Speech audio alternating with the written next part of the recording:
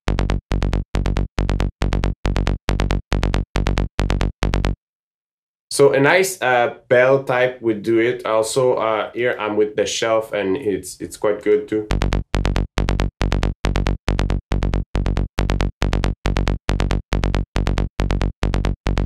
Also, be careful not to overdo it with the clickiness and lose the low end.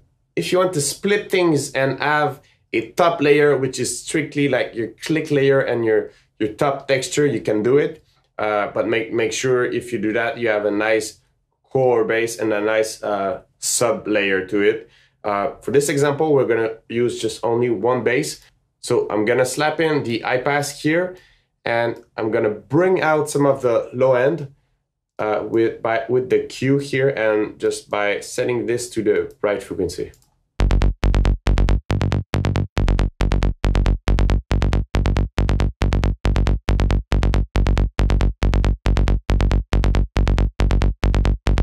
So I'm gonna bypass the compressor and the EQ for you.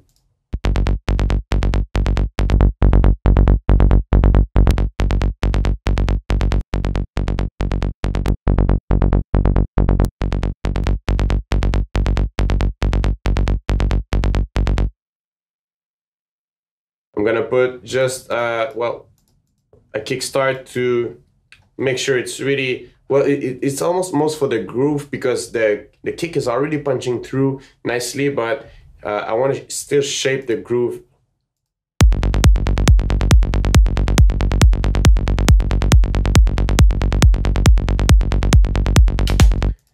And that's it. That's the basic sound design of a clicky bass in Serum.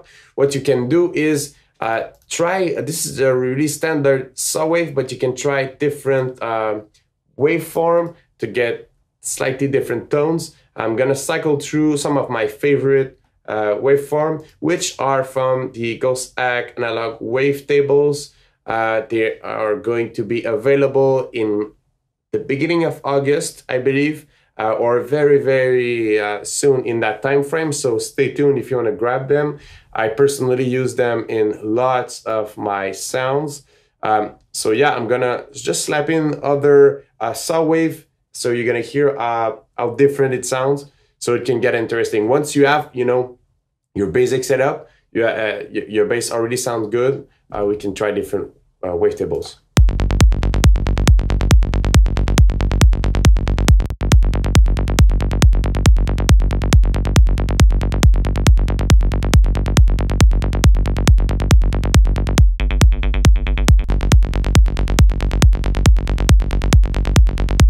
Really like this one. It's clicking but differently, and you've heard the Anaconda saw, which is so fat. It's really like lower. Oh man, that's my favorite. I think that's my all-time favorite. Brutal saw is nice too. Oh yeah, this is really good too. I think I'm gonna save the preset and use it in a production. It's really all I had to show you today. Keep in mind that if we were to continue this track, there's still a lot of processing to put on the kick and the bass, and to make it blend together in an even better way. So if you like the video and you want to learn more, you can definitely subscribe for more videos by myself or other Ghost Hack producers. So I will see you in another video, and until then, have fun producing Psytrance.